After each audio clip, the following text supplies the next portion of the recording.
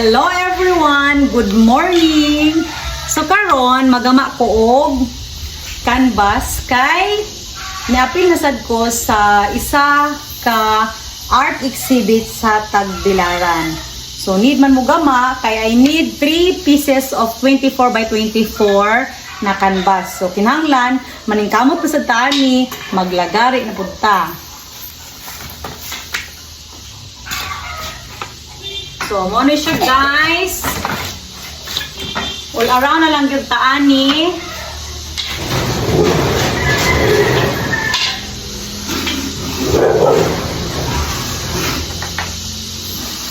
So, karpintero taaning panahon na.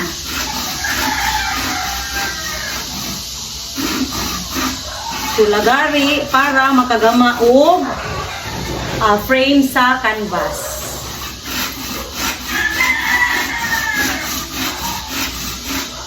Dilali maglagari guys.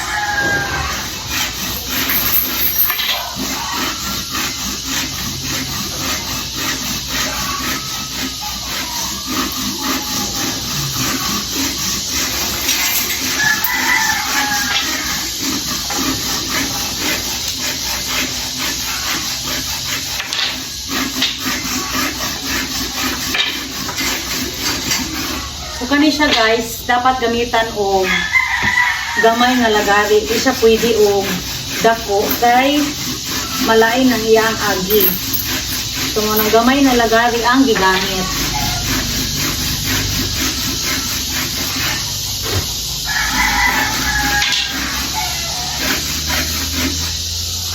So muna siyang lagari. And karon guys, nahuman naman ta og lagari gamay sa gama sa frame sa ato ang canvas. So magplansya na sad ko sa ako ang cloth guys or katong himuon nako na canvas. Kay mas nindot man siya nga before nato butangan og first coating ato ang plansyahon para wala siya mga fold. Kay nakita ni nako sa YouTube nga ingon ang unang paggama before ta magbutang sa first coating and mag-start sa ato ang painting.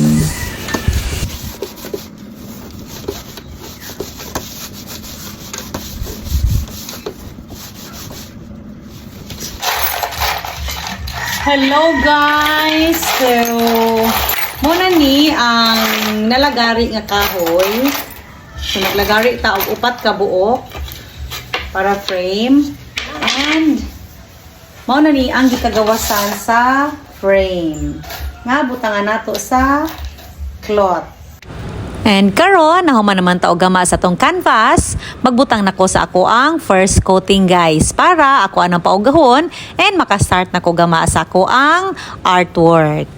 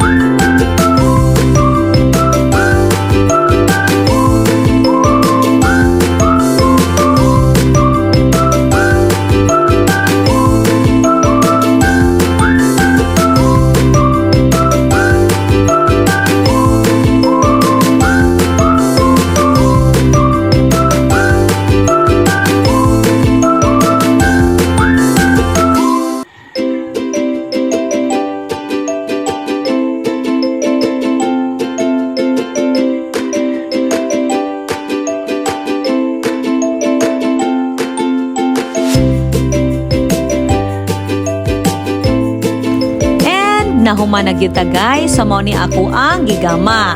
Ang flower nga continuous siya sa first frame, second frame to third frame. So tulip siya guys, then colorful akong gigama kay ganahan man ko og colorful light to dark color.